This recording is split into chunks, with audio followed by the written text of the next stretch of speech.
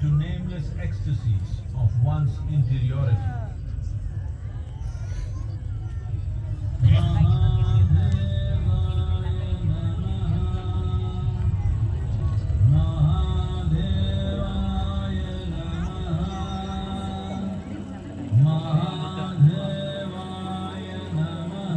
കഴിഞ്ഞു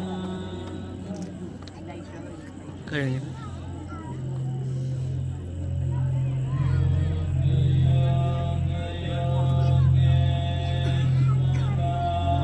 ഇതാണ് ആ ഫോട്ടോയിൽ കണ്ടത്.